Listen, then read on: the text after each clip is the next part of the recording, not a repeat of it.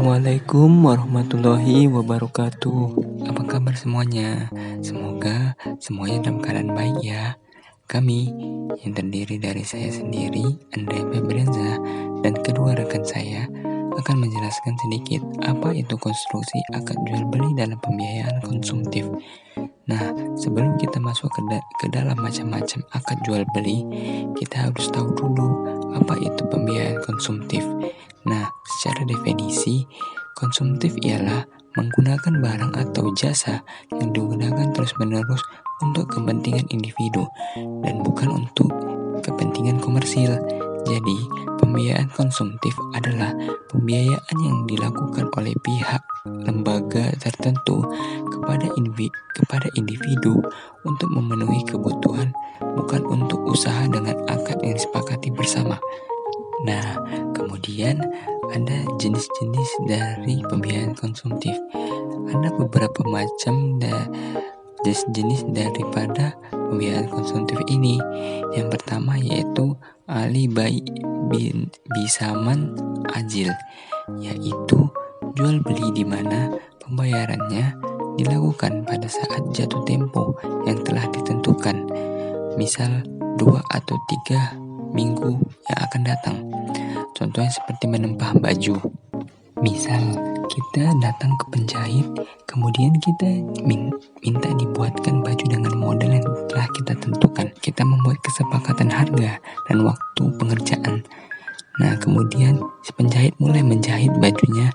Kemudian setelah di akhir masa akad tersebut, kita wajib membayar harga yang sudah disepakati di awal karena sudah dibuatkan baju yang sesuai dengan keinginan kita. Seperti itu. Kemudian yang kedua ada izarah muntahiyah bitamlik, yaitu akad sewa yang diakhiri dengan kepemilikan barang di tangan si penyewa, seperti sewa rumah, kontrakan, dan lain-lain. Kemudian musyarakah muntanakisah, yaitu dana salah satu pihak dialihkan secara bertahap sehingga dananya akan menurun di akhir masa akad. Contohnya seperti kredit motor. Ya, yang terakhir yaitu ran, yaitu merupakan jaminan berupa sebuah benda yang akan digunakan sebagai pembayaran saat berhalangan melunasi utang. Contohnya seperti gadai. Nah, kemudian kita masuk lagi ke tujuan dari pembiayaan konsumtif tersebut. Nah, dari sisi nasabah memperoleh barang melalui pembiayaan dari lembaga. Sementara dari lembaga itu adalah sebagai bentuk penyaluran dana untuk mendapatkan margin atau keuntungan. Nah, kemudian kita masuk ke akad yang pertama yaitu akad murabahah. Akad murabahah yaitu adalah proses transaksi jual beli barang di mana harga asal dan keuntungan telah disepakati oleh kedua belah pihak. Artinya harga jual dari produk tersebut beserta keuntungannya sudah diketahui oleh kedua belah pihak sehingga tidak terjadinya hal yang tidak diinginkan seperti ketidaktahuan atau unsur penipuan. Kemudian syarat dan ketentuan murabahah. Adapun beberapa syarat dan ketentuan dari murabahah ini. Yang pertama, keinginan bertransaksi dilakukan dengan atas kemauan sendiri tanpa ada paksaan dari pihak lain. Kedua, bank dan nasabah harus melakukan akad murabahah yang bebas riba ataupun bunga. Yang ketiga, bank harus menyampaikan semua hal yang berkaitan dengan pembelian. Contohnya apabila pembelian dilakukan secara hutang. Kemudian bank menjual barang tersebut kepada nasabah dengan harga jual senilai harga beli plus keuntungannya. Dalam kaitan ini, bank harus memberikan secara jujur harga pokok barang kepada nasabah beserta biaya tambahan yang diperlukan, misal ongkos angkat barang. Kemudian nasabah membayar harga barang yang telah disepakati tersebut pada jangka waktu tertentu. Kemudian untuk mencegah terjadinya penyalahgunaan atau kerusakan akad tersebut, pihak bank dapat mengadakan perjanjian khusus dengan nasabah. Kemudian jika bank hendak mewakilkan kepada nasabah untuk membeli barang, kemudian yang itu adanya ijab dan qabul. Baiklah, di sini saya akan melanjutkan materi kami, yaitu tentang konstruksi akad salam. Akad salam yaitu akad jual beli barang pesanan di antara pembeli dengan penjual. Spesifikasi dan harga barang pesanan harus sudah disepakati di awal akad, sedangkan pembayaran dilakukan di muka secara penuh. Ulama Syafi'i dan Hambali menjelaskan salam adalah akad atas barang pesanan dengan spesifikasi tertentu yang ditangguhkan penyerahannya pada waktu tertentu, di mana pembayaran dilakukan secara tunai di majelis akad.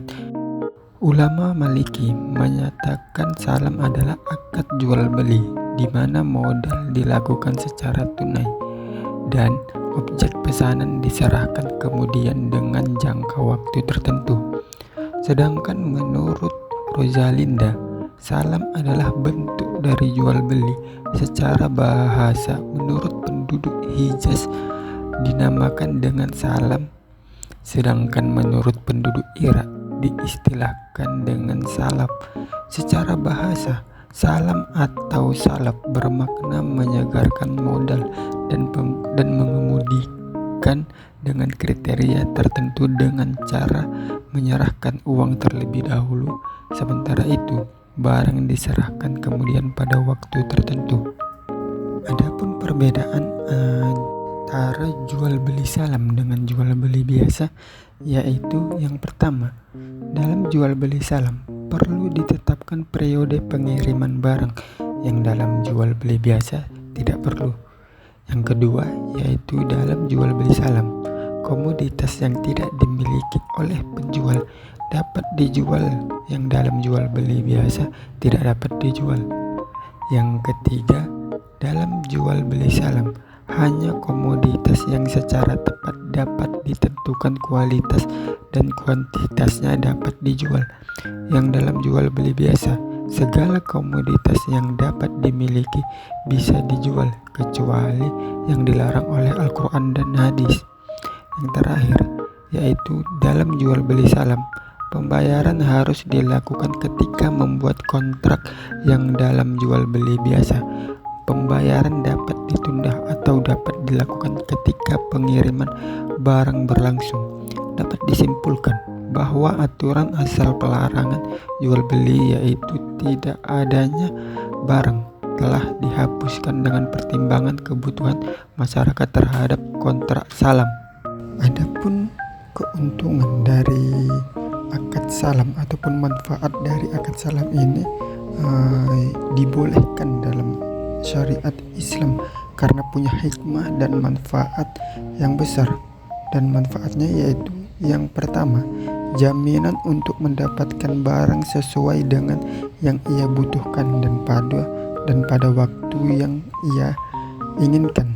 Yang kedua, yaitu penjual dapat mendapatkan modal untuk menjalankan usahanya dengan cara-cara yang halal, sehingga ia dapat menjalankan dan mengembangkan usahanya tanpa harus membayar bunga. Dengan demikian, selama belum jatuh tempo, penjual dapat menggunakan uang pembayaran tersebut untuk menjalankan usahanya dan mencari keuntungan sebanyak-banyaknya tanpa ada kewajiban apapun. Yang terakhir, yaitu penjual memiliki keleluasaan dalam memenuhi permintaan pembeli, karena biasanya tenggang waktu antara transaksi dan penyerahan barang pesanan berjarak cukup lama. Nah, itu manfaat dari akad salam. Kemudian saya lanjutkan konstruksi akad istisna. Istisna adalah transaksi terhadap barang dagangan dalam tanggungan yang diisyaratkan untuk mengerjakannya.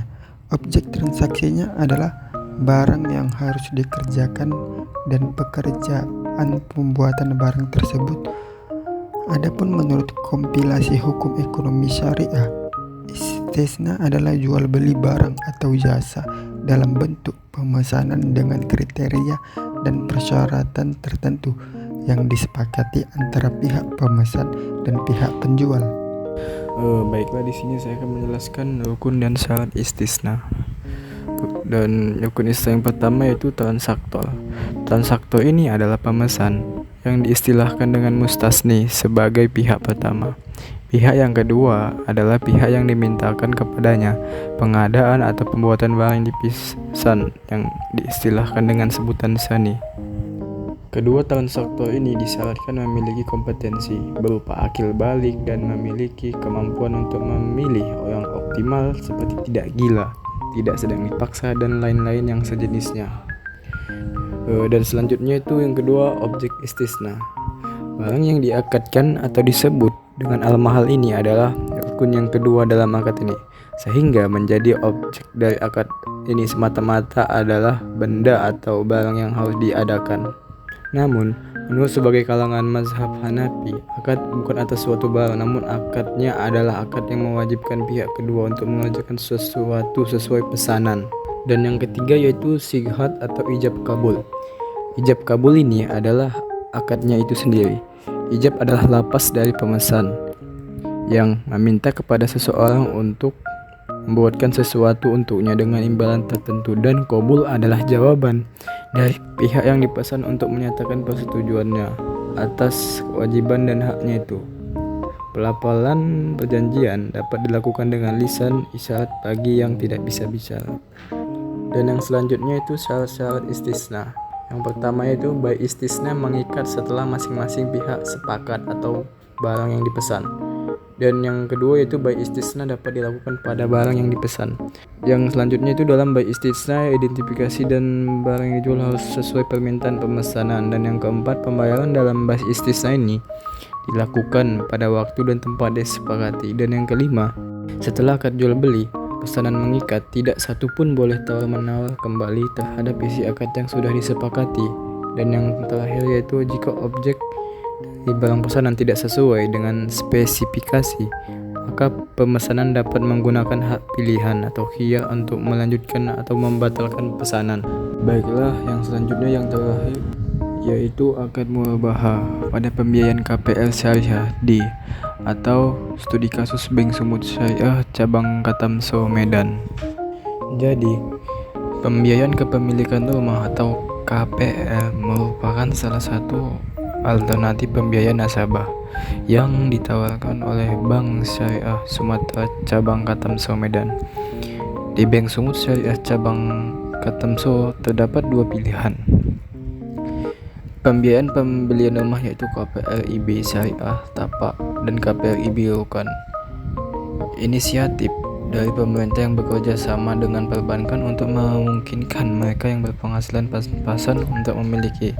Sedangkan KPR IB Rukan adalah layanan yang ditawarkan oleh Bank Sumut Syariah cabang Katamso Medan yang berupaya untuk membeli ruko yang dihibahkan kepada orang atau organisasi untuk keperluan tempat tinggal maupun untuk tujuan usaha seperti kantor, ruko, atau gudang kontrak yang digunakan untuk pembiayaan murabahah.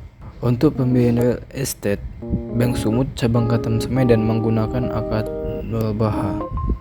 Dalam akad murabahah, bank memiliki barang yang dibutuhkan nasabah dan menjualnya kembali kepada nasabah sebesar harga beli ditambah margin yang telah diputuskan oleh kedua pihak. Apabila nasabah memutuskan untuk melunasi cicilan lebih awal pada saat proses cicilan dan hal tersebut tidak disepakati di awal akad, jika demikian, Bank Sumut Syariah cabang Katamso Medan berwenang untuk memotong jumlah dana dari pendapatan maksimum.